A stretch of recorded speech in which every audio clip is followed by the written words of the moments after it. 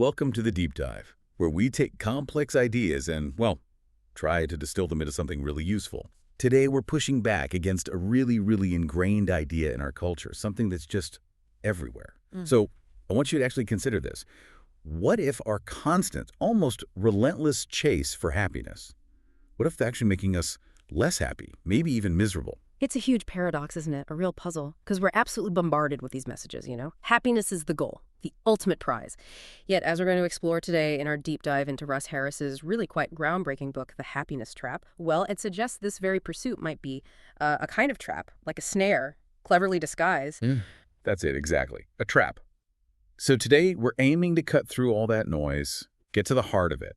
Because the core idea here is that the chase itself, especially for the kind of happiness society tells us we should want, it often pushes us away from a genuinely rich, meaningful life.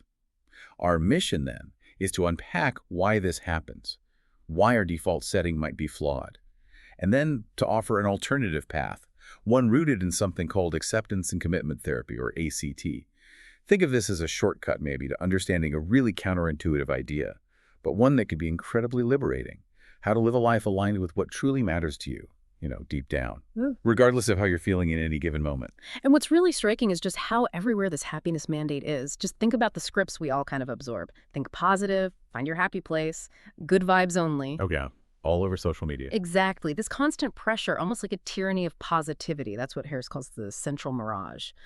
We're kind of led to believe that feeling anything other than perfectly happy is, I don't know, a personal failure. Like you're doing life wrong somehow. Right. And here's where it gets, well, really interesting and maybe a bit uncomfortable.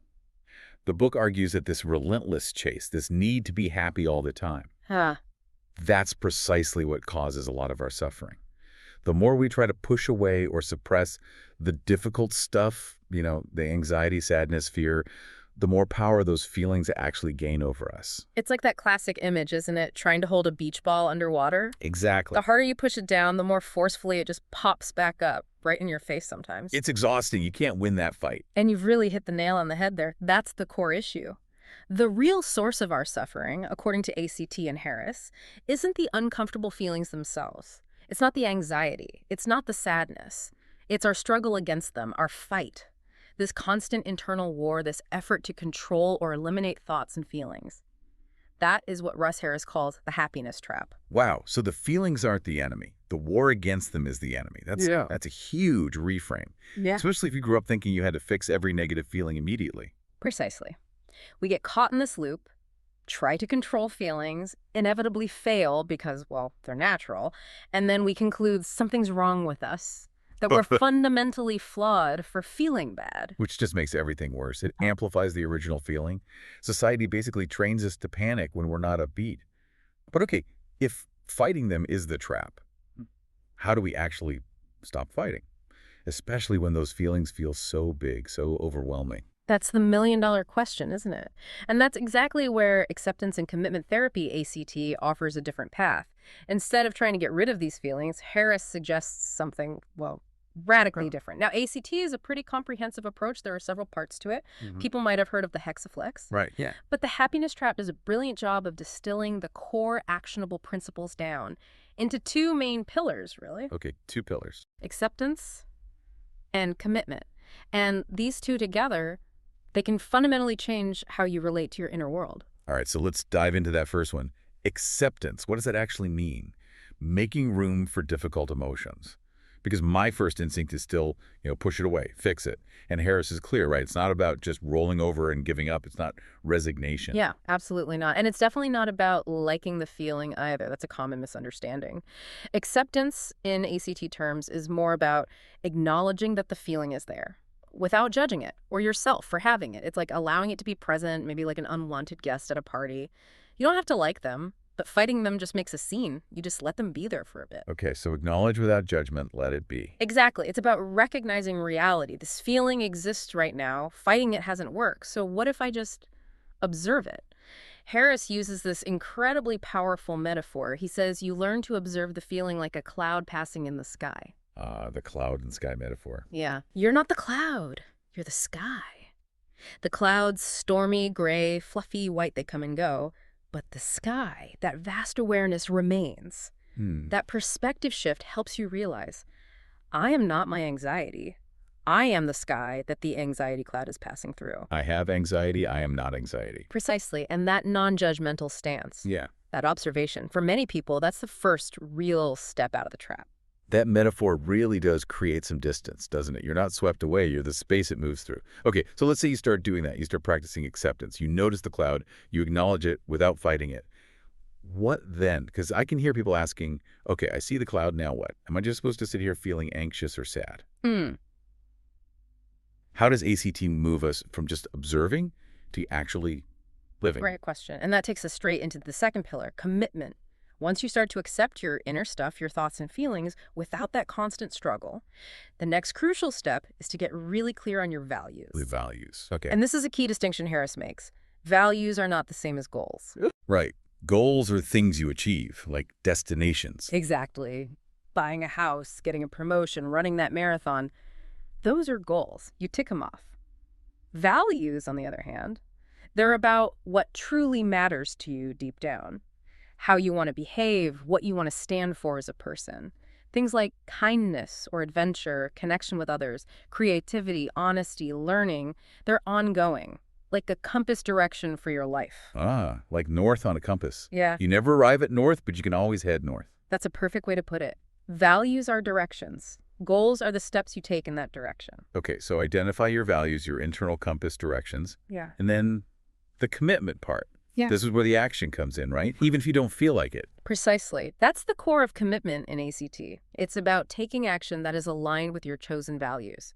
Even if you're feeling anxious or sad or tired or completely uninspired. Wow. You don't wait for the right feeling to show up before you do what matters. Because you might be waiting a long time. You might be waiting forever.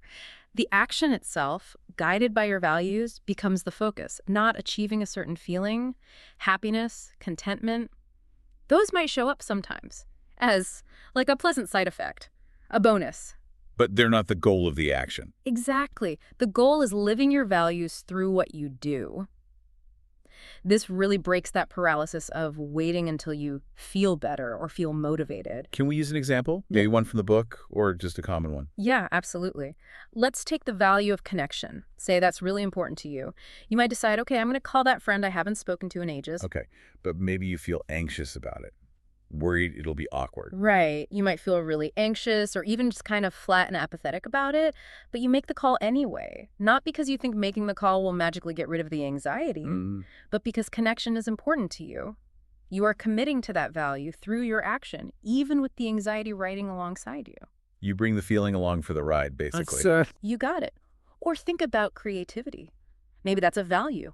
You want to write or paint or play music, but you're waiting for inspiration, waiting to feel that creative spark. Been there. We all have. ACT says, don't wait.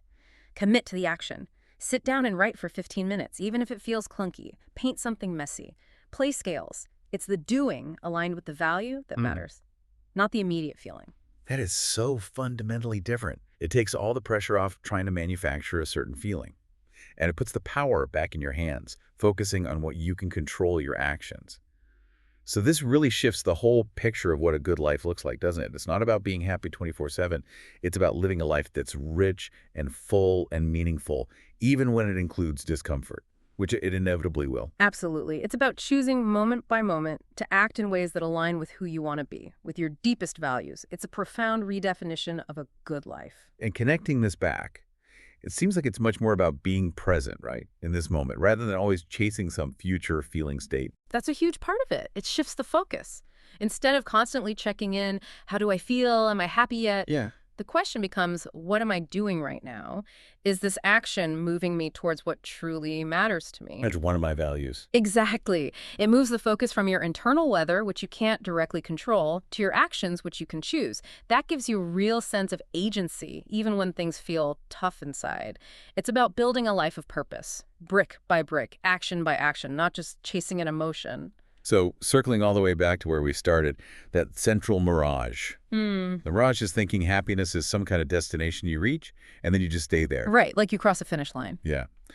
But the truth, as the happiness trap lays out so clearly, is that a fulfilling life is, well, it's a journey, an ongoing process. It's about living according to your values, navigating all of it, the good stuff, the tough stuff, with acceptance and committed action. Experiencing the whole spectrum of life, not just trying to cherry-pick the happy bits. And doing it with courage and purpose, Yes. it frees you from that tyranny of needing to be positive all the time. It lets you be, well, human. It's definitely challenging because it cuts against so much cultural conditioning, the Instagram highlight reels. Oh, definitely. But it's also incredibly freeing. Takes the burden off trying to micromanage your feelings, lets you put your energy into building a life that actually feels meaningful to you. Okay, so let's try and summarize the core message from our deep dive today. First, this constant chase for happiness, the way society often defines it, can actually backfire. It traps us in a struggle against normal, difficult human emotions. Right. That's the happiness trap itself. Then, acceptance and commitment therapy, ACT, offers a way out through two key ideas. First, acceptance. Making room for tough feelings, observing them without judgment like clouds in the sky, not fighting them. Exactly. And second, commitment. Figuring out your core values, those guiding principles, and taking action aligned with them. Even when you don't feel like it. Even when difficult feelings are present. Especially then, perhaps, because that leads to a life that's rich and meaningful, not just superficially happy. It really is about building that authentic, purposeful life, isn't it? Rather than just pursuing a fleeting feeling. So as you've been listening to this, what's standing out to you? Did any of this resonate with your own experiences? Maybe battling those uncomfortable feelings or feeling caught in that chase for happiness? Yeah, definitely something to reflect on.